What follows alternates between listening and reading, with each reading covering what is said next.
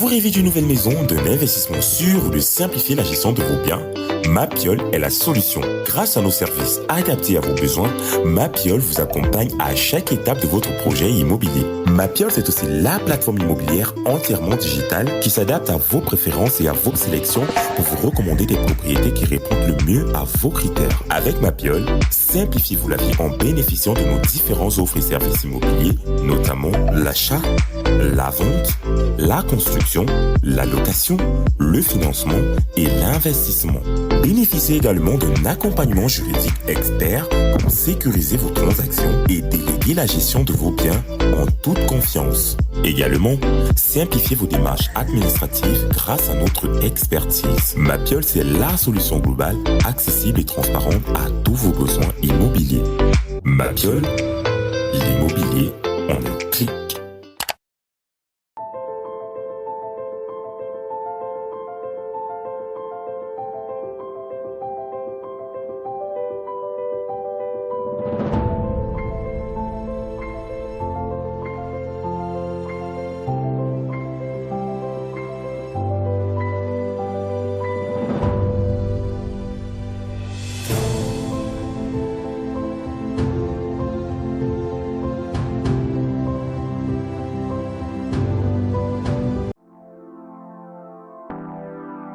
Nous avons pensé. Pour mieux répondre à vos attentes, nous avons rehaussé le standing.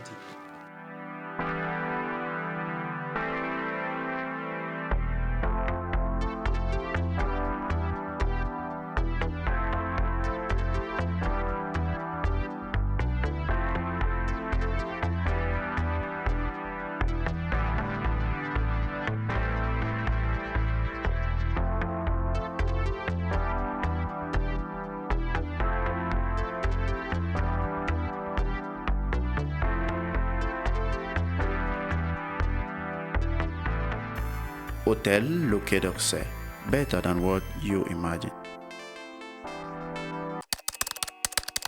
Au cours des 20 dernières années, le développement de l'Internet mobile a révolutionné notre façon de consommer la musique.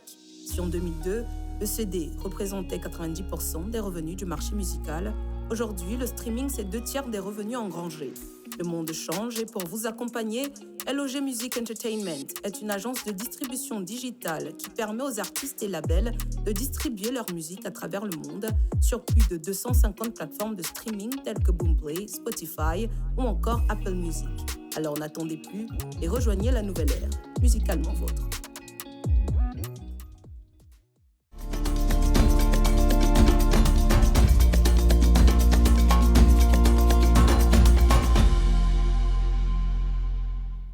Mesdames et messieurs, bonjour. L'affaire d'escroquerie impliquant ou non le contre-amiral Joseph Fouda, conseiller spécial du président de la République, pourrait connaître une évolution notable cette semaine.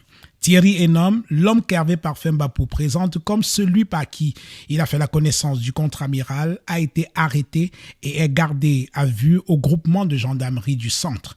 Une confrontation entre les sieurs Enom et Mbapou est prévue ce jour. Rappelons que cette affaire porte sur un vaste réseau d'escroquerie où des individus, pendant des années, ont tordu le bras à des personnalités politiques, des hommes d'affaires et de nombreux citoyens pour leur voler de fortes sommes d'argent en utilisant le nom et la position du contre-amiral Fouda, conseiller spécial du président de la République. Plusieurs personnes ont été interpellées dans le cadre de cette affaire.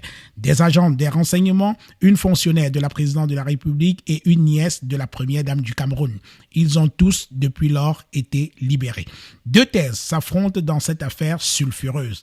D'un côté, ceux qui sont convaincus qu'il n'y a jamais eu de faux contre-amiral et que Joseph Fouda était lui-même à la manœuvre de ces actes de brigandage. Et la seconde thèse, celle qui estime que les escrocs ont simplement usurpé l'identité et la fonction du conseiller spécial du président de la République sans qu'il y soit pour quelque chose. Où se trouve donc la vérité ? La justice, on l'espère, tranchera.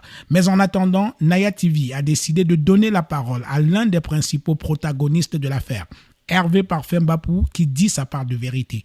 Merci de rester fidèle à Naya TV. Je vous reviens dans quelques instants.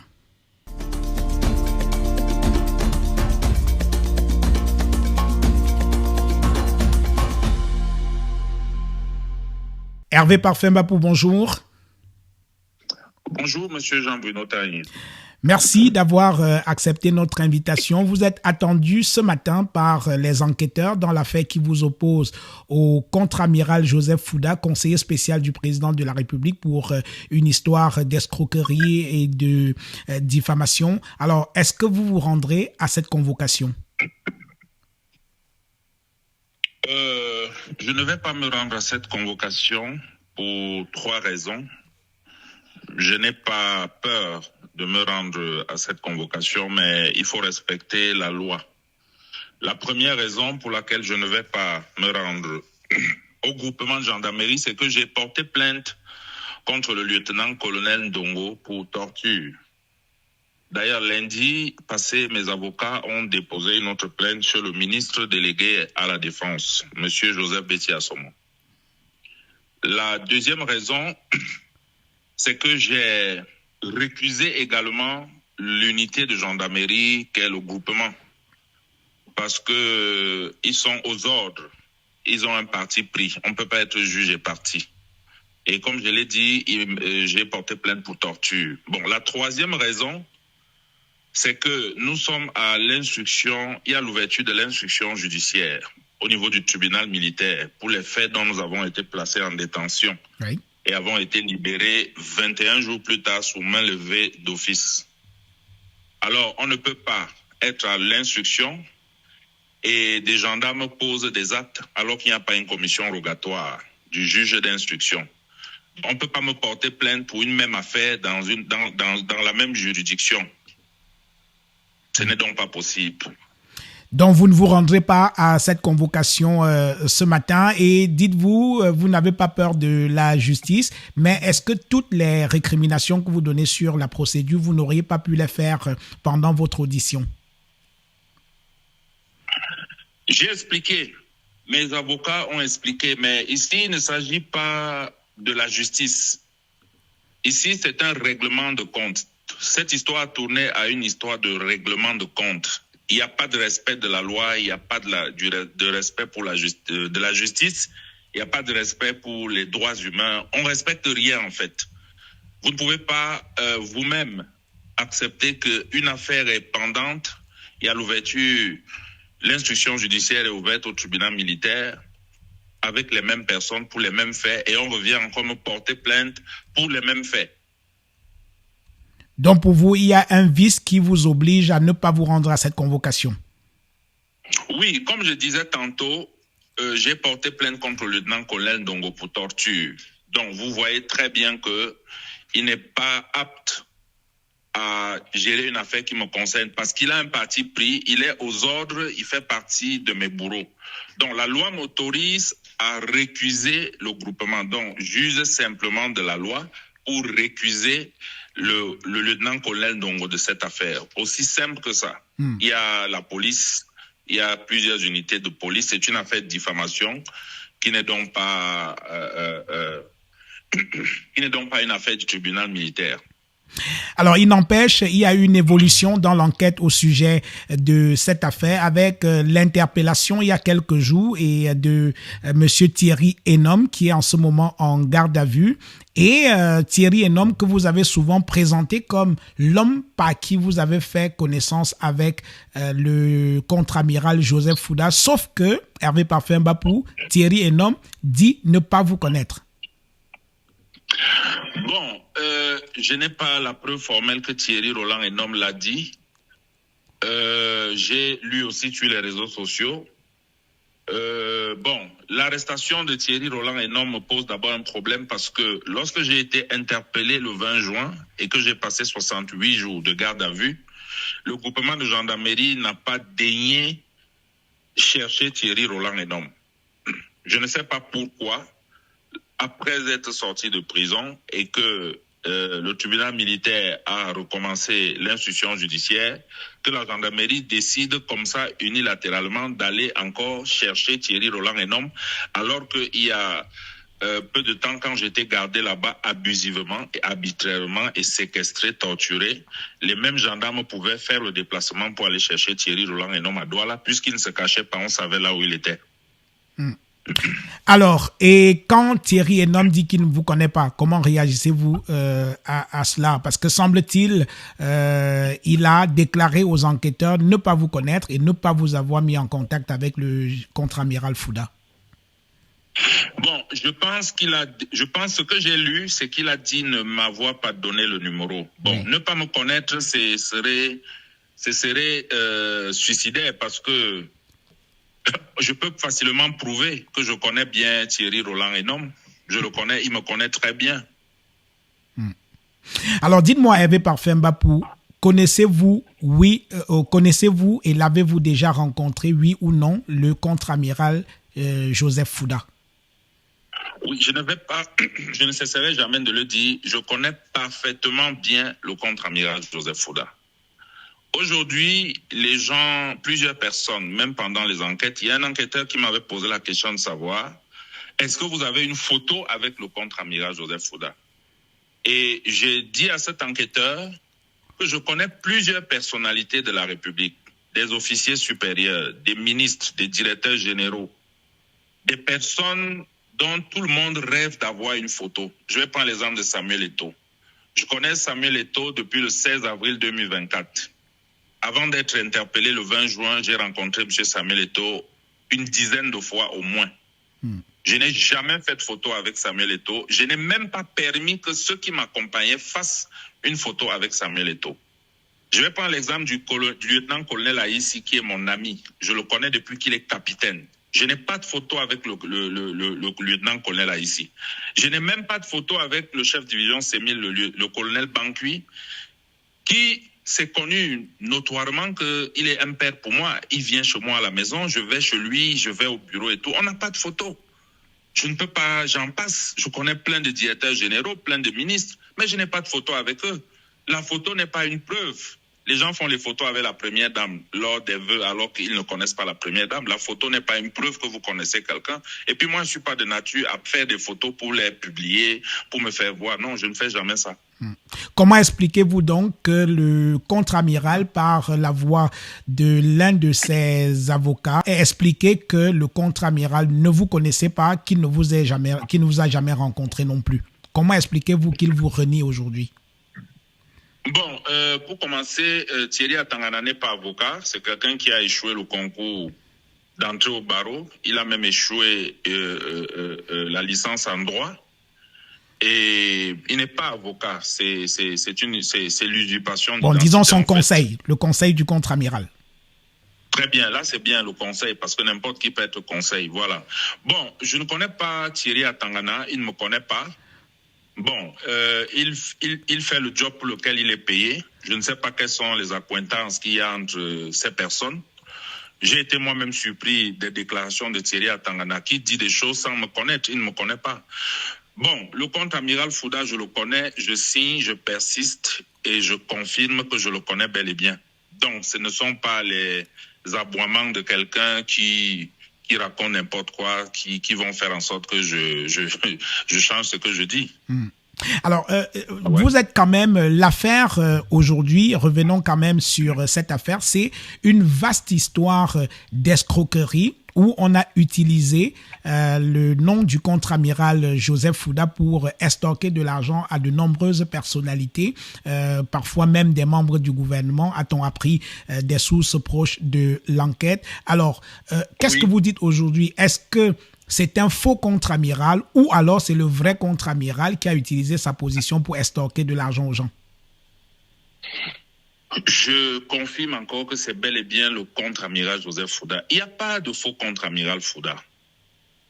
Et ces escroqueries qu'on a chiffrées à des dizaines de milliards de francs CFA, d'après les médias, notamment, je ne vais pas citer ici, il y a même eu le média national. Où sont les victimes? Où sont les plaintes?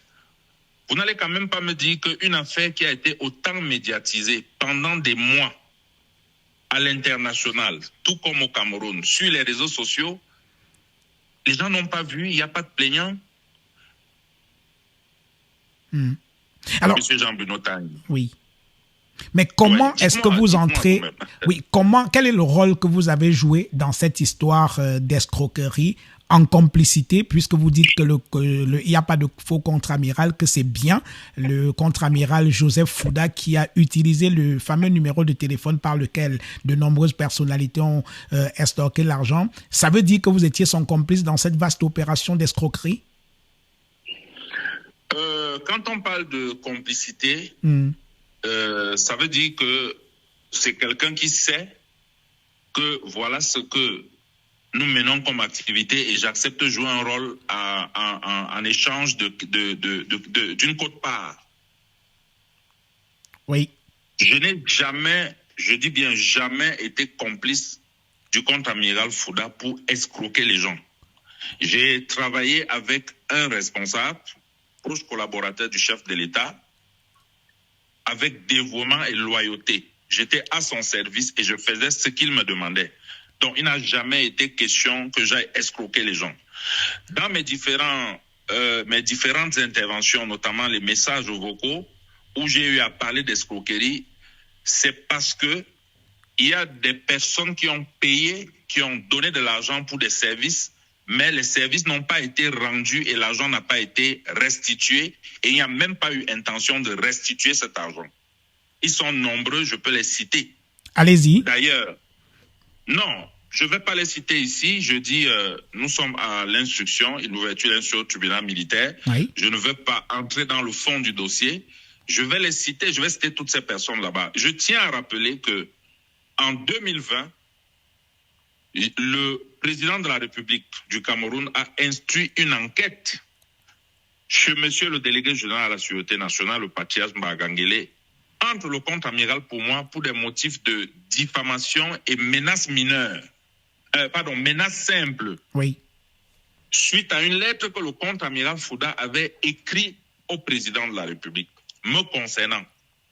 Et c'est à la police qu'on a envoyé cette enquête. Et l'enquêteur principal, c'était le commissaire de police Vincent de Paul, oui, qui est chef bureau enquête à la délégation générale de la Sûreté nationale, chargé d'études et assistant et tout ça.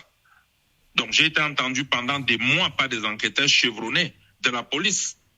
Il faut donc aller chercher, aller demander les conclusions de l'enquête là-bas. Et j'ai d'ailleurs demandé au lieutenant-colonel Ndongo de se rapprocher de la police. Quand on veut la lumière, quand on cherche la vérité, on ne néglige aucune piste. Mais sauf que eux, ils étaient aux ordres.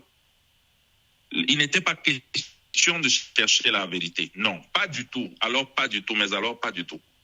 Alors, vous dites avoir rendu beaucoup de services au contre-amiral Joseph Fouda, conseiller spécial du président de la République. De quel type de service s'agissait-il? Bon, je fais dans l'intermédiation. Je fais dans la négoce. Alors, nous sommes au Cameroun. Quand les gens ont des difficultés, ils peuvent venir me rencontrer. Et qu'est-ce que je faisais? Je rendais compte au contre-amiral Joseph Fouda. Quand il pouvait faire, il me disait qu'il peut faire. Et je m'engageais avec ces personnes. Et ces personnes, bien entendu, versaient de l'argent. Alors, ce n'était pas une affaire d'escroquerie. Non. Alors, plus concrètement, Hervé Parfait-Mbapou, pour que les Camerounais comprennent très très bien quel est le rôle que vous jouez auprès du contre-amiral, plus concrètement, c'est quoi le type de médiation que vous demandiez au contre-amiral? Bon, je vais prendre un exemple simple. Oui. Supposons que quelqu'un a une facture bloquée aux finances.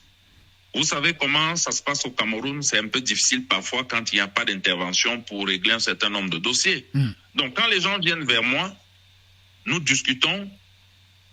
Je me charge de mettre ces personnes en contact avec le contre-amiral Fouda qui va faciliter du haut de son piédestal, par exemple, un paiement. Et en échange, la personne va verser de l'argent avant et après. C'était ça, ses conditions. Et la personne versait de l'argent chez Hervé Parfait-Mbapou ou bien chez le contre-amiral? La personne verse chez moi. Le contre-amiral Fouda, sa plus grande force, c'est le secret de ses agissements. Il ne s'expose pas. C'est connu de tout. La preuve aujourd'hui, il nie ne pas me connaître et il dit ne pas connaître le numéro de téléphone qui est toujours opérationnel. Ouais. Oui, vous étiez en train de vouloir donner un exemple concret également. Oui, je vous ai donné un exemple concret. Par exemple, un paiement. Oui, un paiement. Oui. Et donc, c'est comme ça que vous avez travaillé aux côtés du contre-amiral pour faciliter l'accès à certaines personnalités, obtenir des paiements qui étaient bloqués, obtenir également... des marchés publics, des hommes d'affaires qui veulent investir au Cameroun, qui ont besoin des marchés publics, par exemple, aussi. Je vais vous citer le cas de monsieur Khalifa Abdallah, cet homme d'affaires sénégalais, cet homme d'affaires tchadien, proche de la famille présidentielle d'Idriss Déby Itno, feu Idriss Déby Itno, qui a payé des milliards ici pour obtenir des marchés. Oui. À partir de quel moment y a-t-il eu une brouille entre vous et le contre-amiral Joseph Fouda, conseiller spécial du président de la République? Comme j'ai dit tout à l'heure, la force du contre-amiral Fouda, c'est le secret de ses agissements, c'est-à-dire qu'il n'aime pas être exposé. Et généralement, quand vous faites des affaires, il survient souvent les problèmes parfois, Et quand un problème arrive, il refuse absolument de s'afficher. Non seulement il ne s'affiche pas, mais il vous renie carrément. Il veut que c'est vous qui portiez le fardeau du problème, alors que c'est pas vous qui avez pris de l'argent. C'est lui qui a bien pris de l'argent. Donc, c'est à partir de ce moment, en 2017, parce que ce que les Camerounais ne savent pas, et même les membres de ma famille n'ont jamais su, j'ai été déféré à la prison centrale de Kondengi en 2017, où j'ai fait 17 jours. Le dossier se trouvait chez le juge Bias. Parce qu'il ne fallait pas que je cite le contre-amiral Fouda, parce qu'il ne fallait pas qu'il apparaisse. Et quand je suis sorti de prison, j'ai pris la résolution de ne plus travailler avec lui. Il est venu, il m'a dit non, vraiment, auprès du chef de l'État, j'occupe une position de haute confiance et de haute confidentialité. Donc, il y a des choses que je ne peux pas faire, je ne peux pas m'exposer. Vous n'avez pas besoin de citer mon nom. Quand il y a un problème, je sais ce qu'il faut faire en cas de problème. Et bon, j'ai trouvé que ce n'était pas sérieux, ce n'était pas honnête pour un homme de cette dimension, un homme d'État. Et j'ai commencé à prendre des dispositions pour me protéger parce que je sentais effectivement qu'un jour, il va me lâcher. Et quand quelqu'un veut vous lâcher et que vous voulez démontrer le lien, démontrer sa véritable identité, qu'il cache, la personne peut aller jusqu'à vous tuer. Donc, je me suis préparé à cette éventualité depuis pratiquement 2017. Et quand vous dites que vous êtes préparé à cette éventualité, c'est-à-dire vous avez fait quoi concrètement?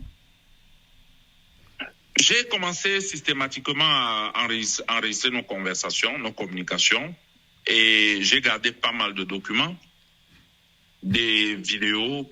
Il y a beaucoup de choses que j'ai mis de côté, que j'ai envoyées aux États-Unis. J'ai envoyé également en Chine, chez un camarade de classe là-bas. Et voilà, parce que je savais qu'un jour, il va me renier. Et puis, il faudra apporter les preuves pour démontrer effectivement. Et puis, que s'il me tue demain un jour, que je ne sois pas mort comme Martinez Gogo, c'est tout. Il faut qu'on sache exactement qui sera le responsable de ma mort. Alors, ce que vous dites est quand même extraordinaire, c'est presque surréaliste, Hervé Parfait Mbapou. Non pas que je vous méprise, mais simplement que c'est quand même le conseiller spécial du président de la République. Il a été l'aide du camp du président de la République pendant plusieurs années, au moins 20 ans si je ne m'abuse et tout. Et qu'il se retrouve dans ce type de relation avec vous, on a de la peine à vous croire, pardonnez-moi. Bon. Écoutez, je ne sais pas pourquoi ça vous surprend. Je ne sais pas si je suis un sous-homme. Non, par le passé, j'ai travaillé... Oui. Écoutez, par le passé, j'ai travaillé avec le feu Martin Bellinga Eboutou de regretter mémoire qui me recevait à sa résidence. Il me recevait à sa résidence, il ne me méprisait pas. Il me considérait comme son propre fils. Mais quelle différence y a-t-il entre feu Martin Bellinga Eboutou, que nous connaissons tous, et le contre-amiral Joseph Fouda? C'est quoi la différence? Il est supérieur à lui pour qu'on dise que bon, lui au moins il ne pouvait pas travailler avec Mbapou. Et qui est Mbapou? Mbapou est-il un sous-homme? Je suis un homme dûment constitué qui fait usage de toutes mes facultés de perception. Je suis un être humain. Je ne sais pas pourquoi ça surprend les gens. Alors, dites-nous, effectivement, Hervé Parfait Mbapou, on vous connaît à Yaoundé, ceux qui vous ont rencontré disent que vous trimballez dans des véhicules de luxe, vous portez des affaires de marque, vous vous affichez aux côtés de très hautes personnalités, on vous reçoit partout où vous en avez le désir. Qui est Hervé Parfait Mbapou finalement? Qui êtes-vous? Je suis Hervé Parfait Mbapou, comme vous dites. Je n'ai pas fait de longues études, j'ai arrêté les classes en 4e. J'ai été élevé par ma grand-mère. Nous sommes d'une famille prolétaire, s'il faut le dire ainsi. Il faut appeler les choses par leur nom. Et j'ai grandi dans un contexte qui était un environnement assez particulier. Mais bon, une fois, j'ai pris quand même conscience que j'étais un être humain, j'étais l'aîné d'une famille et qu'il fallait me débrouiller dans la vie, il fallait me battre. Et donc, je me suis battu, je me bats dans la vie. Bon, les gens qui disent que je roule dans des voitures de luxe, en 2017 déjà, je roulais avec une VX. Peut-être parce que les réseaux sociaux n'étaient pas encore ce qu'ils sont aujourd'hui, que les gens ne voyaient pas ça. Je ne suis pas surpris. C'est pas la première fois que je roule avec ces véhicules. C'est des véhicules qui ont été achetés en bonne et due forme. Je n'ai pas volé l'argent, je n'ai escroqué personne. Je peux justifier la provenance de toutes ces choses. Et en passant, je fais des marchés publics moi-même. Présentement, j'ai des marchés publics qui sont bloqués. J'ai un marché particulièrement qui est bloqué déjà à l'ACT, un marché qui a été livré sous fonds propres, mais qui a été bloqué curieusement, suspendu, quand j'ai été interpellé depuis le 20 juin, parce qu'il y a eu une machine qui s'est mise en branle pour justement m'asphyxier financièrement. Donc voilà. Ouais. Alors, il y a quand même toujours, pardonnez-moi, vous n'avez pas fait de longues études, vous n'êtes pas allé bien loin avec les études, vous-même vous l'avez reconnu. Vous êtes présenté comme quelqu'un de très très influent qui aurait participé à faire nommer de hautes personnalités, DG, même membres du gouvernement. Vous connaissez pratiquement toute la hiérarchie militaire qui existe au Cameroun, avec qui vous partagez, y compris une grande proximité. On dit pas mal de choses de vous. Vous êtes au chômage, mais vous roulez carrosse. Franchement, Hervé Parfait Mbapou, je repose ma question. Qui êtes-vous? Ouais. Qui êtes-vous? D'accord. J'ai l'impression que au Cameroun ici, oui, pour être un travailleur, il faut être dans un bureau somptueux. Il faut être fonctionnaire. Non.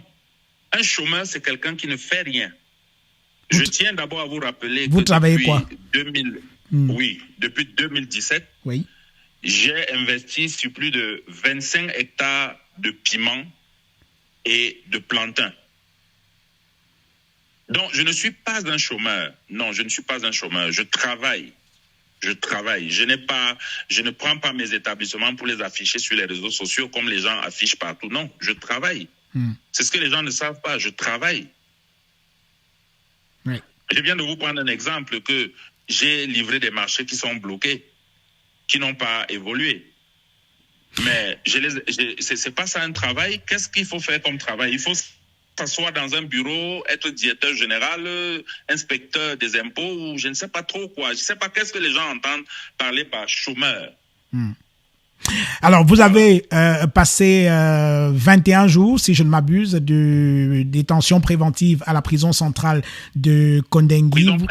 Prison principale de Kondengui. Finalement, vous avez été libéré le temps que l'enquête se poursuive. Alors, est-ce qu'aujourd'hui, vous redoutez un peu d'y retourner?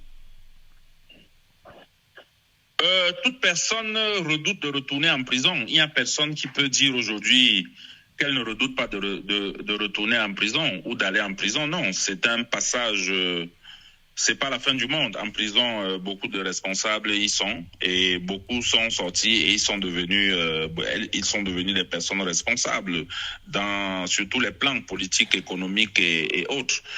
Le problème en ce moment, c'est qu'il y a un acharnement contre moi. Il y a un assassinat qui est planifié contre ma personne. C'est ce que j'explique un peu. Si la justice était libre, je ne craindrais rien. Mais le problème, c'est que le contre-amiral Joseph Fouda a instrumentalisé une partie de la justice, notamment la justice militaire.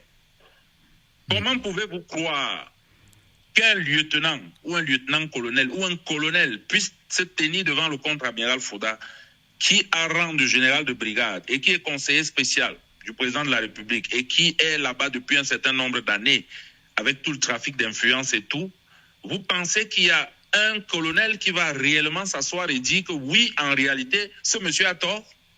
Oui, mais selon nos informations, le contre-amiral Joseph Fouda s'est lui-même déplacé pour se rendre à la gendarmerie pour se faire auditionner par des enquêteurs. Si ce n'est pas une bonne volonté qu'il manifeste vis-à-vis de la justice, c'est quoi? Non, ça s'appelle de l'humilité de façade. Et je vais vous expliquer pourquoi. Allez-y. Quand il va se faire auditionner, quand il va se faire auditionner par un gendarme, vous pensez que le gendarme va contrarier le contre-amiral Fouda en lui disant que non, mon général, ce que vous dites ici n'est pas vrai? Soyons un peu réalistes. Je vais vous prendre un exemple simple. Oui. Je cite à témoin le lieutenant-colonel Aïssi, qui était commandant du groupement de gendarmerie territoriale du Mfundi à l'époque des faits, dans l'affaire Ngakam. C'est lui qui a rédigé la première plainte du contre-amiral Fouda. Et il a rédigé cette plainte pourquoi? C'est moi qui lui donne les instructions du contre-amiral Fouda en lui disant, écoute, il faut convoquer M. Jean Ngakam et quand M. Jean Ngakam est au bureau, tu passes le téléphone au contre-amiral Fouda. Il me dit non. M. Jean Ngakam ici, à la Légion de gendarmerie, chez le colonel Otoulou, il est dans un scandale de 25 millions de corruption et autres. Je ne veux pas me retrouver dans cette lignée. Demande au contre-amiral Fouda de déposer une plainte en bonne et due forme et je vais convoquer Jean Ngakam. Et c'est ce qui a été fait. Comment expliquez-vous que quelqu'un dit qu'il n'est pas le contre-amiral Fouda? Il ne connaît même pas le numéro de téléphone. Qu'une puce décide toute seule de s'introduire dans un téléphone, de parler avec M. Mbapou et de faire en sorte que lui, le vrai contre-amiral Fouda, mette sa signature sur une plainte. Comment est-ce que vous expliquez ça? Oui. Alors, depuis que vous êtes sorti de prison et que cette affaire chauffe pour ainsi dire, toutes les personnalités que vous connaissez au Cameroun, toutes autant qu'elles sont, aussi bien dans la hiérarchie sécuritaire du Cameroun, dans les renseignements, au gouvernement, dans la haute administration, quels sont vos rapports aujourd'hui? Est-ce qu'ils vous appellent ou alors on vous fuit désormais comme la peste? Bon, avant de répondre à cette question, vous avez dit quelque chose avant. Je pense qu'il y a beaucoup d'exagération sur ma personne. Vous savez, les réseaux sociaux disent tout et n'importe quoi. Ne me présentez pas comme cet homme incontournable qui tient l'appareil d'État ou quoi que ce soit. Non, vraiment, toute raison gardée, modestie gardée, non, c'est faux. Je connais des personnes haut placées, des personnes que j'ai mis en contact avec le contre-amiral Joseph Fouda. Des personnes que j'ai mises en contact avec le contre-amiral Joseph Fouda. Donc, et qui finalement ont été portées à de très hautes fonctions, donc qui vous doivent un peu tout quand même, non?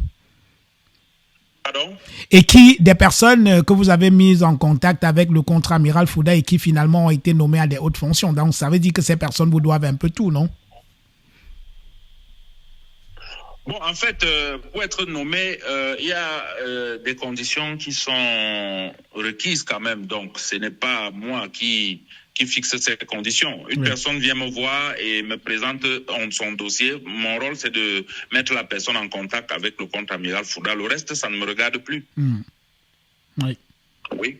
Alors, et donc, est-ce que toutes les personnalités que vous connaissez au sein de la République, depuis que cette affaire chauffe, vous ont passé des coups de fil, ont essayé de venir vers vous, ou alors elles vous fuient désormais comme la peste?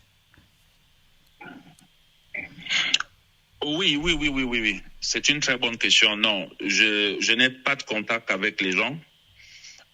Personne ne m'approche aujourd'hui. Toutes les personnalités, autant qu'elles sont, les directeurs généraux, ministres, hauts responsables et tout ça, non. Toutes ces personnes, je dis bien toutes ces personnes, autant qu'elles sont, me traitent aujourd'hui comme un véritable pestiféré, comme un paria, il faut le noter. Et ça vous fait mal, hein? Je suis complètement abandonné à moi-même. Et ça vous fait mal, hein? Bien sûr, ça me fait mal. En toute honnêteté, ça me fait mal parce que l'ingratitude, c'est quelque chose qui fait mal. Quand vous avez eu des bonnes relations avec des personnes, vous avez été là quand ces personnes avaient besoin de vous, et que demain, vous vous retrouvez dans une situation aussi pitoyable comme la mienne, où je suis traqué injustement, où on veut m'assassiner, où on veut me faire porter le chapeau de ce que je ne connais pas. Ma famille est décimée, ma femme est en fuite depuis que j'ai été placé en détention provisoire à la prison principale de Konengi. Mon petit frère est en fuite depuis le 20 juin, date à laquelle j'ai été militairement interpellé. Donc, vous voyez quand même que c'est pas du tout gai. C'est pas du tout gai. Alors, dans cette affaire d'escroquerie au sujet, enfin, en lien avec le contre-amiral Joseph Fouda, conseiller spécial du président de la République, vous avez été interpellé en même temps que d'autres personnes. On va essayer de savoir quels étaient vos rapports, ou alors quels sont vos rapports avec ces personnes-là. Commençons par Madame Olive Ngobo, qui est fonctionnaire à la présidence de la République. Quels sont vos rapports avec cette dame? Je ne connais pas Madame Ngobo Olive auparavant. Je ne l'avais jamais vue. Je n'avais d'ailleurs jamais entendu parler d'elle. J'ai été interpellé et une fois j'étais en cellule, parce que je ne cesse de le dire, j'ai été jeté en cellule, au sol. Et j'étais à côté de la cellule des femmes. Et c'est comme ça qu'on fait venir Madame Ngobo. Elle entre en cellule. Je ne la connais pas. C'est quand elle est en cellule qu'elle me pose la question à travers la petite porte. C'est vous, monsieur Mbapou Parfait? Je lui dis oui. Elle me dit, ah, ok. Qu'est-ce que vous faites? Là où elle me dit qu'elle est là pour l'affaire du contre-amiral Fouda. Donc vous ne la connaissiez pas avant? Et l'affaire Ngakam. Elle était là pour l'affaire Ngakam et l'affaire du contre-amiral Fouda. Je ne la connaissais pas, je ne l'avais jamais vue et je n'ai rien à voir dans l'affaire Ngakam. Oui. Donc je ne connais pas Ngobo Olive. Je ne la connais pas. Je ne l'avais jamais vue. Autre personne que l'on présente comme vos complices, Ekassi Alain, qui est-il et quels sont vos rapports? Ekassi Alain, c'est quelqu'un que j'ai connu quelques mois avant qu'on ne m'interpelle. Justement, c'est Ekassi Alain qui m'a donné l'information selon laquelle le banquier Jean Ngakam finançait le terrorisme dans les régions du Nozo, faisait dans le blanchiment d'argent et utilisait des personnalités, des personnes. Une est d'ailleurs en prison, M. Martin Savom, l'ancien maire de Bibéi qui est incarcéré dans l'affaire de Martinez-Zogo, oui, qui avait planifié autour de M. Ngakam un chantage pour que les secrets de Ngakam ne soient pas connus. Et c'est donc lui qui utilisait les noms de toutes les personnalités. Ça, ce sont les propos d'Alain Ekassi. Il faisait croire à Ngakam que le président de la République le connaît, la première dame le connaît, le ministère SGPR le connaît, ce qui était faux, bien entendu, et que le contre-amiral Fouda le connaissait aussi. Et apparemment, M. Ngakam déboursait de fortes sommes d'argent. Et c'est Ekassi qui me donne donc cette information, et il me confirme qu'effectivement, M. Ngakam a des dossiers qui sont très louches. Et je décide donc ainsi, puisqu'il y avait des officiers supérieurs qui étaient mêlés à ça, je décide donc d'informer le contre-amiral Joseph Fouda pour lui dire, attention, il y a une bombe qui se prépare, il y a un monsieur qu'on protège alors qu'il y a des éléments de preuve apparentes qui disent qu'il fait ceci, il fait ceci, il fait cela, et votre nom est impliqué, c'est-à-dire la sortie de l'argent en votre nom, alors que je suis convaincu que vous ne le connaissez pas. Et c'est de là où l'amiral me dit, non, je ne le connais pas. Demandez donc au lieutenant-colonel là ici de convoquer ce Jean Ngakam, et dès qu'il est avec Ngakam à son bureau, il me passe Ngakam au téléphone. Voilà le début de l'affaire. Et par la suite, le lieutenant-colonel ici me dit non, je ne peux pas faire ça comme ça. Demande au contre-amiral Fouda de porter plainte. Et là, je vais convoquer Jean Ngakam. Et c'est comme ça que ça s'est passé par la suite. Oui. Alors, avec l'unique numéro WhatsApp dont il dit ne pas être son numéro aujourd'hui. Alors, Kelly Ndale, qui est-il et quels sont vos rapports? Je connais Kelly Ndale dans les années 2012. Oui. J'avais rencontré Kelly Ndale chez feu Martin Belinga Eboutou avec un autre papa à l'époque qu'on appelait Efa. Et quand je suis rentré, j'habitais en Guissa à l'époque, un ami, un aîné qu'on appelait Lomo Daniel m'a appelé, m'a dit, bon, écoute, tu étais chez le DCC aujourd'hui. Apparemment, il y avait 2 personnes là-bas qui veulent te rencontrer. J'ai dit, ok, c'est comme ça que on m'a fait venir M. Kelly Ndale et nous avons gardé le contact jusqu'aujourd'hui, mais ce n'était même pas un contact permanent. C'était un contact où on faisait 2 ans, 3 ans, on ne se voit pas et puis on se retrouve comme ça. Voilà. Oui. On ne va pas citer tout le monde. Dernier nom, c'est Madame Nyan Diop. Oui, en dehors des 2 personnes, oui. Alain Ekassi et Kéline Dallet, oui. Je ne connais personne d'autre, ni Tayo Janvier de la DGRE, ni Inoussa, ni Judith Nyan Diop, Marion, la cousine de la première dame, voilà, ni Ngobo Olive. Voilà, je ne connais personne d'autre, ni Bidima Serge d'ailleurs. Voilà, je ne connais personne d'autre. J'ai vu Bidima pour la première fois le jour où nous avons été filmés à la télévision, par la télévision. Y a-t-il eu une confrontation entre vous et le contre-amiral Joseph Fouda depuis que cette affaire a commencé? Allô? Oui. Oui, j'ai compris la question. Oui, je demandais s'il y a eu une confrontation entre vous et le contre-amiral Joseph Fouda. Bon, ce qui me surprend, c'est que le contre-amiral Fouda a pu se déplacer pour venir se faire auditionner au groupement un dimanche. Mais le contre-amiral Fouda n'a jamais demandé à faire une confrontation avec moi pendant que j'étais au groupement. Vous ne trouvez pas ça curieux? Il m'a envoyé plutôt l'adjudant-chef-major Awono qui travaille dans son cabinet pour venir faire la confrontation avec moi. Mais qu'est-ce que Awono peut dire? Puisqu'il ne me connaît pas, je ne le connais pas. Est-ce que la loi demande d'abord que quelqu'un vienne vous représenter lors d'une confrontation dans une affaire aussi grave? Le contre-amiral Fouda n'a jamais voulu être en face de moi pour une quelconque confrontation.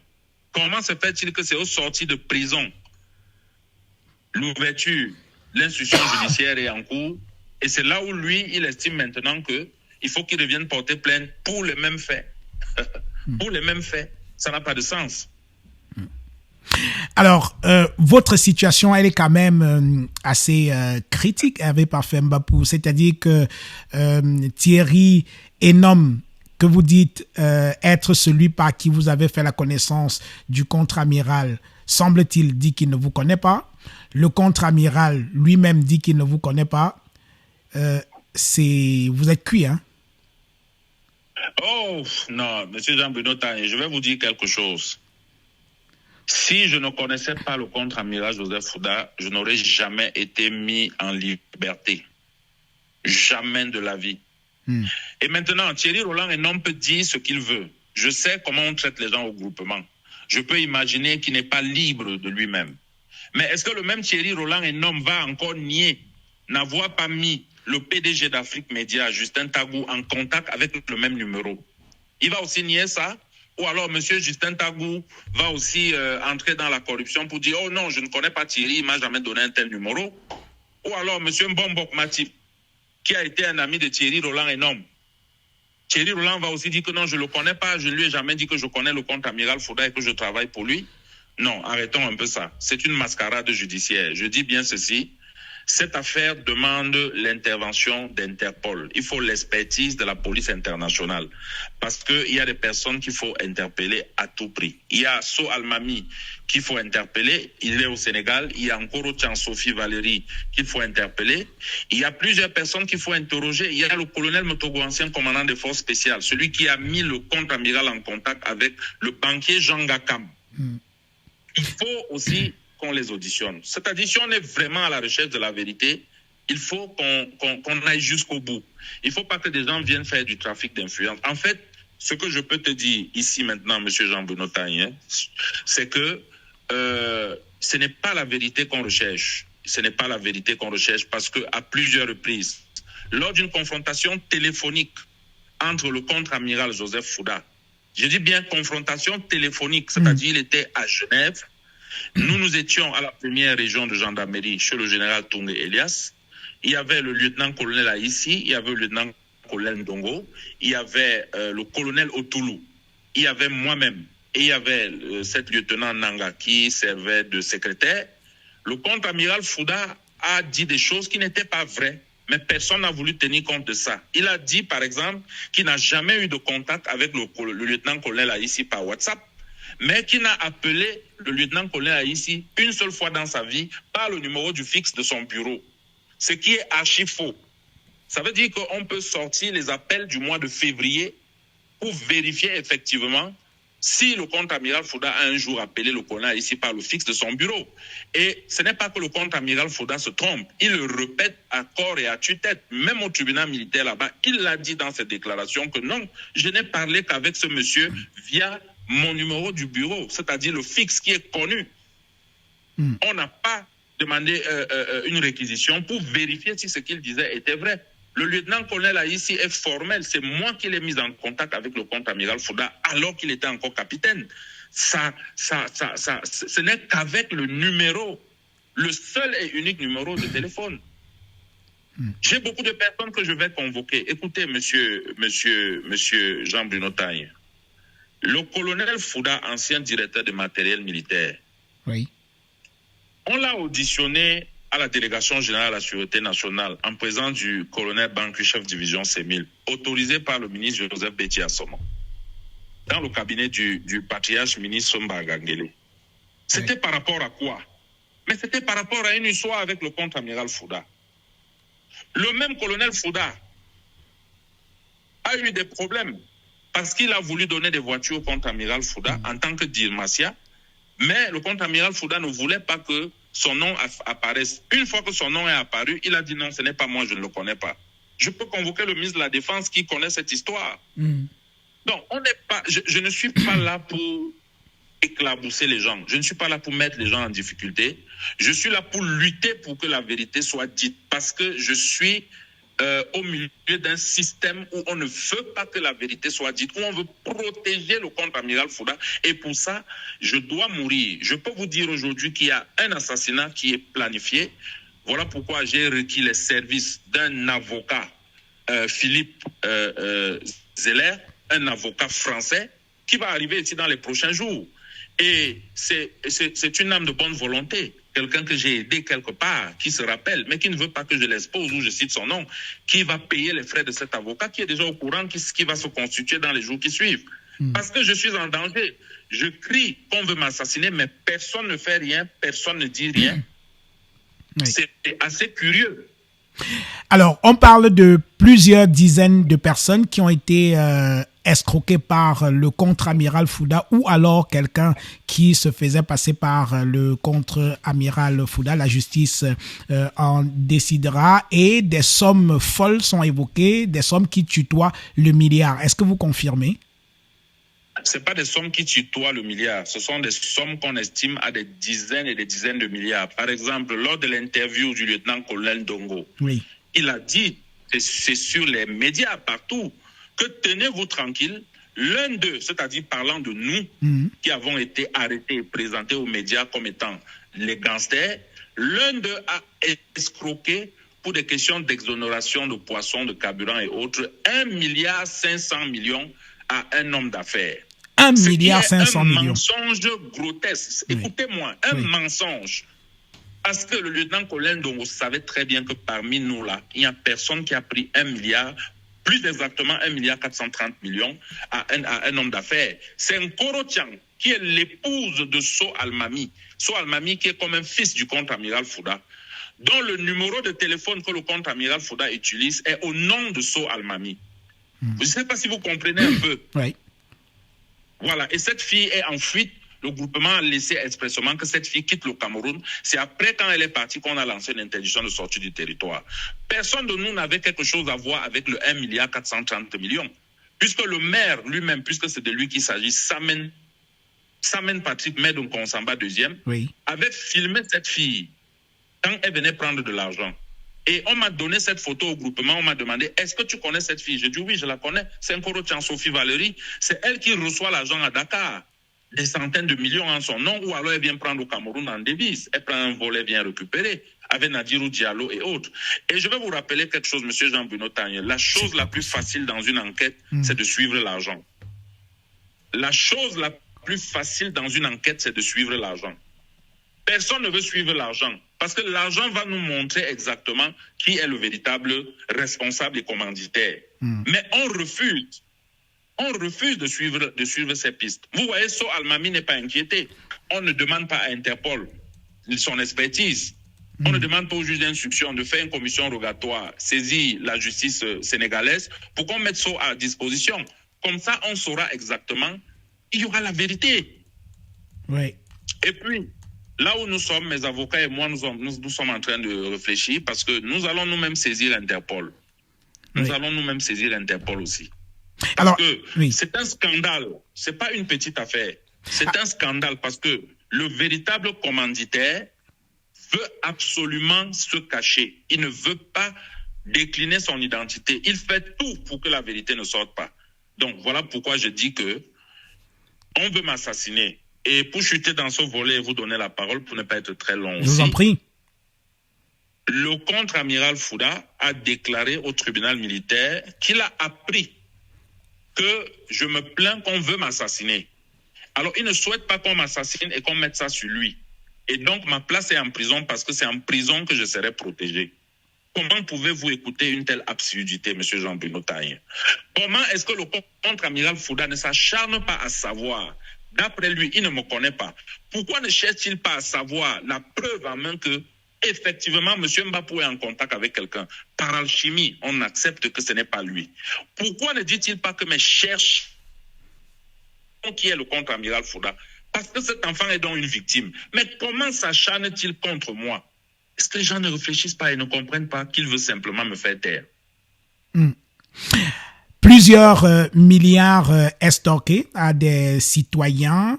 Alors, dans ces milliards, combien avez-vous eu? Quelle a été votre part? Monsieur Jean-Bruno Tagne, je vais vous dire quelque chose et Dieu m'est témoin. Dites.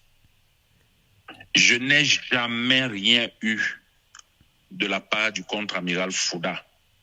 C'est-à-dire, le contre-amiral Fouda n'a jamais pris de toute sa vie 2 millions de francs CFA en 9 ans que je connais ce monsieur pour me donner. Pourquoi? Parce que vous sucriez déjà suffisamment ou alors c'est parce qu'il est chiche? Non, écoutez-moi, M. Jean-Bruno Taille. Oui, je vous écoute. Ce serait à vous et aux téléspectateurs de déduire, de dire ce qu'ils pensent. Oui. Le plus grand montant que le contre-amiral Fouda m'a donné, c'est 1 650 000 francs. Justement, dans les 100 millions de francs qu'il avait pris, qu'il avait envoyé mon petit frère chercher ce Jean Gakam, pour aller déposer dans un compte à Freeland First Bank. Un compte qui appartient à un Malien. Parce que l'argent devait aller au Sénégal, on devait sortir ça en devise. On a déposé la somme de 98 450 000. Il est resté exactement 1 650 000. C'est la première fois en 9 ans que le contre-amiral Fouda me laissait une somme pareille. Je dis bien que c'est la première fois. C'est peut-être ça qui vous a fait mal et vous avez décidé de tout balancer, peut-être? Non, M. Jean-Bruno. Parce que 1 million sur 100 millions, c'est quand même... Je ne me suis jamais plaint. Quand je porte l'argent, je vais déposer là où on me demande d'aller déposer. Ou bien j'expédie quand on me dit d'expédier. Ça ne m'a jamais posé un problème. Pour moi, je travaillais avec un père, je rendais service à un père, qui plus est, était le conseiller spécial du président Paul Biya. Et moi, je suis un biaïste convaincu en diocèse, c'est-à-dire c'est connu de tout le monde. Donc pour moi, c'était un plaisir de servir un tel monsieur. Je n'attendais rien de lui. Une voiture, je n'ai jamais eu du contre-amiral Fouda. Un terrain, je n'ai jamais eu du contre-amiral Fouda. Je ne peux rien vous montrer aujourd'hui et vous dire que non, dans ma relation avec le contre-amiral Fouda, j'ai pu avoir ça parce que le contre-amiral Fouda, non, c'est faux, ça n'existe pas. Il prenait tout et lui seul. Hervé Parfait Mbapou, est-ce que vous avez peur? Jésus-Christ, quand on a voulu le précipiter de la montagne, il s'est débattu pour fuir. Ça veut dire qu'il avait les habits froissés. Si Jésus-Christ a eu peur, pourquoi moi, Mbapou, je n'ai pas peur? J'ai peur d'être assassiné. Oui, j'ai peur d'être assassiné, mais ça ne va pas me faire reculer. Je vais aller jusqu'à la dernière goutte de sang. Je tiens à le rappeler ici. Je ne vais pas hésiter. J'ai peur. Et ce qui me fait plus peur, en fait, ce n'est pas moi. C'est ma famille. Ce sont mes parents. Ils n'ont que moi, mes enfants, ma femme. Donc, j'ai peur pour eux. J'ai peur pour eux parce que de mon vivant, mon bourreau s'est déjà attaqué à ma famille. Comme je vous ai dit, mon petit frère, je n'ai pas de ses nouvelles depuis le 20 juin 2024. Vous savez ce que ça peut faire? Vous savez ce que ces enfants peuvent penser quand ils me regardent? Vous imaginez les tensions qu'il y a au sein de ma famille aujourd'hui? Ma grand-mère est malade. Je ne suis même pas capable de permettre qu'elle puisse avoir des soins appropriés. Ma mère également. Ma femme est en fuite. Vous savez ce que ça peut faire au niveau de ma belle famille? Qu'est-ce que les gens disent de moi après m'avoir présenté dans les médias comme un escroc, comme un usurpateur d'identité, comme un braqueur, comme un fabricant de fausses monnaies? Toutes ces accusations mensongères. Vous savez? Donc, j'ai peur. J'ai peur, oui, j'ai peur. Alors, vous qui dites connaître le contre-amiral Joseph Fouda, est-ce que vous le croyez capable de vous faire du mal? C'est son genre? Oui. C'est son genre? Oui.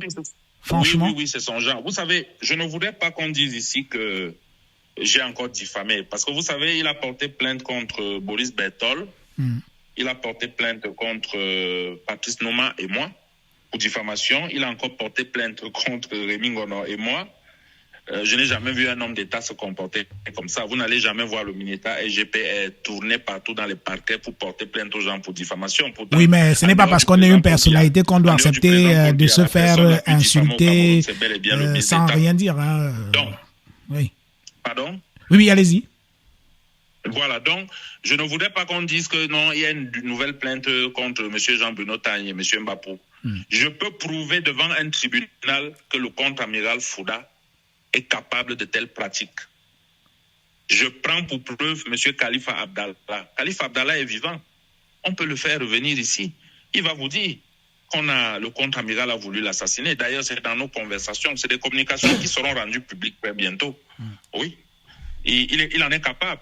Si de mon vivant, il pourchasse ma famille parce qu'il veut faire pression sur moi, et c'est me tuer qu'il ne fera pas, beaucoup de personnes qui ont travaillé pour le contre-amiral Fouda sont décédées dans des conditions assez étranges. Je vais prendre Nga Stéphane.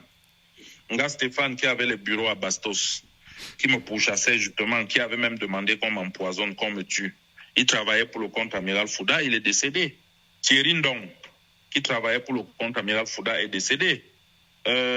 Eric Mvana, dont le numéro officiel WhatsApp du contre-amiral, qu'il reconnaît, qui ne nie pas être le sien, c'est au nom d'Eric Mvana. Eric Mvana aussi, apparemment, serait décédé dans des conditions compliquées. Comment est-ce que vous expliquez donc que tout autour de lui, des gens qui ont travaillé pour lui décèdent comme ça simplement? En tout cas, je vous laisse responsable de vos propos. En ce qui me concerne, ne vous inquiétez pas, je fais juste mon travail de vous poser des questions et le contre-amiral aura la possibilité lui aussi de répondre à mes questions, soit lui-même, soit par l'intermédiaire de ses avocats. Alors, Hervé Parfait, Mbapou, dites-moi, lorsqu'on vous écoute depuis le début de cette affaire, vous faites preuve quand même d'un courage incroyable et d'une sérénité à couper au couteau. Comme quelqu'un qui se dit, si je tombe, je ne tomberai pas seul, je les entraînerai tous dans ma chute. C'est un peu ça votre état d'esprit? Non, pas du tout. La preuve, vous savez, M. Jean-Bruno Tagne, j'ai la possibilité de faire du chantage à beaucoup de personnalités aujourd'hui, hein.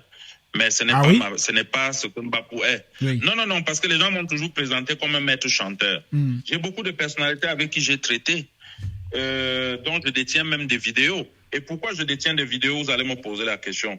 Mais parce que c'est ce que le contre-amiral Fouda me demandait. Quand une personnalité arrive, vous filmez cette personne discrètement et vous m'envoyez les vidéos. Donc j'ai les vidéos des personnalités chez moi, pas des moindres. Mais écoutez, je vous dis, mais je n'ai jamais cité l'un d'eux ici depuis que je suis sorti. Je n'ai pas de problème avec ces personnalités, elles ne m'ont rien fait. Je n'ai pas non plus l'intention de tomber avec quelqu'un parce que avec qui je vais tomber, je suis complice de qui et de quoi. Non. Oui, mais parce que c'est des choses que les gens sont en train de fabriquer. Mais non, Hervé Parfait Mbapou, dans vos propres déclarations, vous avez dit avoir envoyé un certain nombre de documents en lieu sûr aux États-Unis, en France, en Chine. C'est quoi ce type de documents qui représentent finalement votre assurance vie? Non, ce sont des documents qui prouvent effectivement qu'il s'agit bel et bien du contre-amiral Fouda. Oui. Donc, je n'ai pas l'intention de faire tomber des gens avec moi, mais dans ces affaires, peut-être ça a impliqué aussi d'autres personnes, d'autres personnalités qui seront bien sûr exposées. Ce n'est pas moi qui les expose. Monsieur Jean-Bruno Tagne, je n'ai jamais voulu que cette affaire en arrive là. J'ai supplié, j'ai imploré le contre-amiral Fouda, ne serait-ce que pour l'image du chef de l'État, de cesser ce comportement, de retirer sa plainte. Je pourrais, d'ici quelques jours, vous savez, j'ai pris des dispositions. Si on m'arrête, voilà ce qu'il faut faire. Si on m'emprisonne, voilà ce qu'il faut faire. Si je suis mort, voilà ce qu'il faut faire. Depuis que j'ai été arrêté, il n'y a que 1 ou 2 voices, 2 conversations entre le contre-amiral et moi qui ont été diffusées. 2 conversations. Mais j'en ai des centaines et des centaines. Je vous dis des centaines et des centaines. Et ce n'est pas des paroles en l'air. Donc vous avez la bombe atomique carrément. Même les conversations entre le contre-amiral Fouda et certains membres du gouvernement. Certains préfets, certains sous-préfets. J'ai ces enregistrements. Pour que vous compreniez la proximité qu'il y avait entre lui et moi. Vous voyez dans les audios, quand vous le suivez, je l'appelle papa. Oui. Oui, je l'appelle papa. Et voilà pourquoi il faut comprendre quel est l'esprit qui anime le contre-amiral Fouda. Parce que si ce n'était pas lui, le contre-amiral Fouda, il aurait au moins dit que mais il y a donc quelqu'un qui usurpe effectivement mon identité. J'en ai la preuve. Oui. Ce garçon est une victime. Cherchez la personne qui usurpe mon identité parce que c'est très grave que quelqu'un usurpe l'identité du contre-amiral Fouda au point de faire des choses extraordinaires, comme donner des instructions à la haute administration oui. ou au commandement militaire. Oui. Vous trouvez quand même ça, c'est très dangereux. Oui. Alors, nous allons bientôt sortir de cet entretien, Hervé Parfait, Mbapou. Alors, voilà donc un pays où pour obtenir un agrément, on est obligé de se chercher des intermédiaires. Pour obtenir un paiement au ministère des Finances, on trouve des intermédiaires. Pour obtenir une nomination, on trouve des intermédiaires et tout. Cette vaste histoire de passe-droit, d'escroquerie au sommet de l'État. À votre avis, Hervé Parfait Mbapou, qu'est-ce que cela dit de ceux qui dirigent le Cameroun aujourd'hui? Je ne veux pas entièrement partager ce que vous avez dit parce que même dans les pays développés, aux États-Unis, il y a des cabinets de négoce, de consultation, d'intermédiation. Oui, mais des cabinets qui disent bien leur nom. Ce n'est pas l'apanage. Voilà, ce n'est pas l'apanage du Cameroun. Bon. Mais en ce qui concerne cette affaire, oui. J'ai travaillé avec une personnalité qui me donnait des instructions et qui me donnait le calendrier, le canevas qu'il fallait suivre. Et je suivais uniquement ça. C'est tout. Et pour dire vrai, ce sont des méthodes avec lesquelles je ne suis pas très d'accord. Parce que si vous vous rappelez aussi de l'un des voices qui a fuité, parce que je tiens à rappeler que les voices que j'avais envoyées au contre-amiral Fouda étaient des voices privées. Et c'est sur la base de ces voices que la gendarmerie est venue m'interpeller. Et donc, je ne comprends pas comment j'envoie des voices à une puce qui parle seule. Et les gendarmes viennent à la maison m'interpeller de façon militarisée. On abat mes chiens. On crée tout un Kosovo chez moi et on me dit que j'ai insulté le contre-amiral Fouda alors que j'ai envoyé le message à une simple puce. C'était une ironie un peu. Mais ce que je veux dire, c'est que, en fait, dans l'un des voices qui a fuité, vous suivez bien comment je dis, vous voulez transformer le pays-ci en quoi? Tout ce qu'il faut au Cameroun, nomination, argent, intervention, argent, même les gens qui ont des vrais problèmes qu'on peut aider parce qu'on occupe une position, voilà, argent. Mais les gens n'ont pas suivi ça. Les gens ont seulement suivi que Mbapou, il est insolent, il a insulté, c'est un escroc, c'est un ceci, c'est un cela. Pourtant, ce n'est pas là le débat. Je ne dis pas que les méthodes appliquées par celui que j'indexe aujourd'hui sont les mêmes méthodes appliquées avec tout le monde. Je parle bien de lui parce que j'ai travaillé avec le feu Martin Bellinga Eboutou. Moi, je n'avais jamais vu ça chez lui. Il ne m'a jamais commissionné, il ne m'a jamais demandé de faire ce genre de choses. C'était un papa qui m'avait pratiquement adopté. Je faisais des petites courses. Voilà. Donc, je n'étais jamais allé chercher l'argent pour nommer les gens, pour qu'ils nomment les gens, ou alors pour qu'ils facilitent une nomination ou pour qu'ils facilitent quoi que ce soit. Donc, voilà un peu ce que je peux dire à ce sujet. Hervé Parfait Mbapou, est-ce que vous avez un mot de fin avant qu'on ne mette fin à cet entretien? Bon, je vous remercie pour votre courage. Monsieur Jean-Bruno Tagne, on n'est pas des amis. Je pense même que j'ai plusieurs fois écrit contre vous sur les réseaux sociaux. Quand vous avez J'en ai l'habitude. Le président Paul Biya, plusieurs fois, je vous ai attaqué. Oui. Je vous ai attaqué même violemment, s'il faut employer l'expression. Mais je vous remercie parce que vous êtes un journaliste professionnel. C'est-à-dire, vous faites la différence entre vos convictions, politique et votre métier de journaliste. J'ai beaucoup d'amis qui sont des journalistes aujourd'hui, qui mangeaient chez moi à la maison, qui mangeaient chez moi, qui étaient chez moi du matin au soir, mais aucun d'eux n'a le courage de m'accorder une interview comme vous m'accordez là aujourd'hui. Je dis bien aucun d'eux. Tous se sont cachés. Je dis bien tous se sont cachés et m'ont laissé à mon triste sort. Donc, je te remercie infiniment de m'avoir donné la parole. Et je pense que ce serait certainement ma dernière prise de parole. Parce que j'ai fait un voice mardi, et aujourd'hui, jeudi matin, je fais ma dernière prise de parole parce que soit je serai assassiné, soit je serai interpellé de force, comme d'habitude. Parce que ces gens ils ont l'illusion du pouvoir. Ils sont dans l'impunité. Il n'y a personne qui peut leur dire arrêtez. Comment vous, M. Jean-Bruno Tagné, vous pouvez accepter que je dépose une plainte contre le lieutenant-colonel Ndongo au tribunal militaire pour des faits de torture, des choses aussi graves, alors que la Commission des droits de l'homme aux Nations Unies vient récemment, il y a moins d'une semaine, de parler des cas de torture au Cameroun, des cas de violation au Cameroun, de la loi, des cas de séquestration, d'arrestation arbitraire, mais qu'une plainte, qu'un citoyen comme moi dépose, ils ont dit ok, nous allons protéger le contre-amiral Joseph Fouda parce que Mbapou n'est rien. Parce que la deuxième procédure qui a été lancée, en fait, c'est qu'on veut esquiver Marion Nyanjok, qui est la cousine de la première dame. On veut esquiver Bidima Serge, qui, son père a été quand même, pendant des décennies, directeur général de Sénéma. Il est Boulou. Il a été l'ami du chef de l'État. Il a géré les plantations du chef de l'État. Donc, le contre-amiral Fouda a peur que l'élite Boulou lui dise que, mais arrête ce que tu es en train de faire. Alors, maintenant, moi, Mbapou, je suis qui? Je viens de quelle famille? Il y a quelle élite de l'Est qui peut se lever demain pour dire que laissez notre fils? Il n'y a personne. Donc, il a le champ libre. Et comme je disais, pour conclure, le secret, la force du diable, la force de Lucifer, c'est le secret de ses agissements. Lucifer n'aime pas quand il est exposé. Quand il est exposé, il tombe dans une colère mortifère. Et donc, mon bourreau aujourd'hui utilise la même stratégie.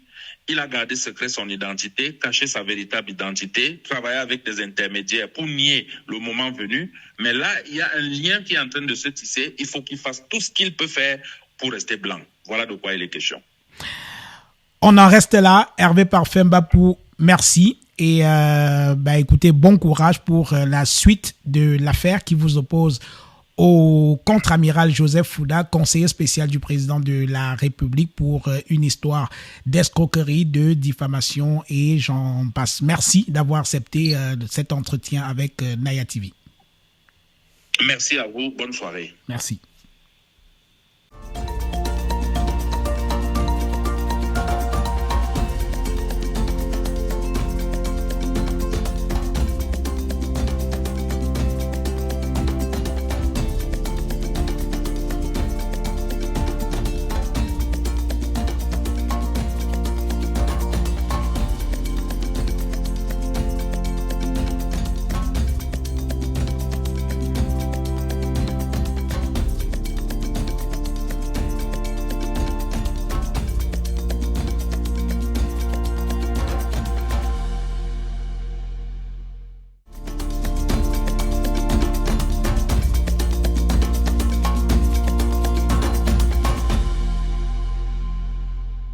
Vous rêvez d'une nouvelle maison, d'un investissement sûr ou de simplifier la gestion de vos biens? Mapiol est la solution. Grâce à nos services adaptés à vos besoins, Mapiol vous accompagne à chaque étape de votre projet immobilier. Mapiol, c'est aussi la plateforme immobilière entièrement digitale qui s'adapte à vos préférences et à vos sélections pour vous recommander des propriétés qui répondent le mieux à vos critères. Avec Mapiol, simplifiez-vous la vie en bénéficiant de nos différents offres et services immobiliers, notamment l'achat, la vente, la construction, la location, le financement et l'investissement. Bénéficiez également d'un accompagnement juridique expert pour sécuriser vos transactions et déléguer la gestion de vos biens en toute confiance. Également, simplifiez vos démarches administratives grâce à notre expertise. Mapiol, c'est la solution globale, accessible et transparente à tous vos besoins immobiliers. Mapiol, l'immobilier en un clic.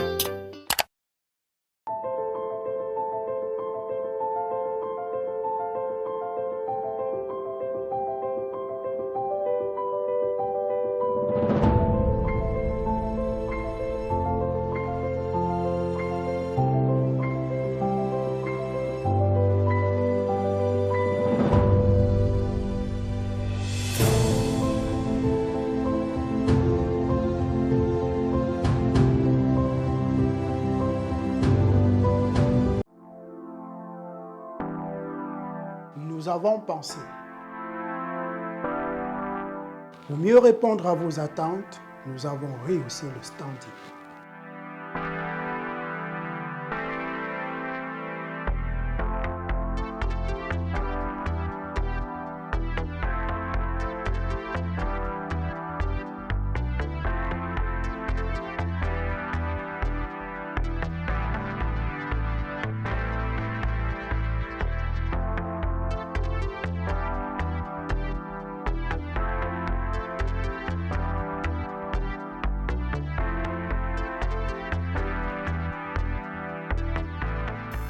Hôtel Le Quai d'Orsay.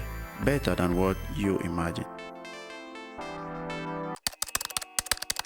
Au cours des 20 dernières années, le développement de l'Internet mobile a révolutionné notre façon de consommer la musique. Si en 2002, le CD représentait 90% des revenus du marché musical, aujourd'hui, le streaming, c'est 2/3 des revenus engrangés. Le monde change et pour vous accompagner, LOG Music Entertainment est une agence de distribution digitale qui permet aux artistes et labels de distribuer leur musique à travers le monde sur plus de 250 plateformes de streaming telles que Boomplay, Spotify ou encore Apple Music. Alors n'attendez plus et rejoignez la nouvelle ère, musicalement vôtre.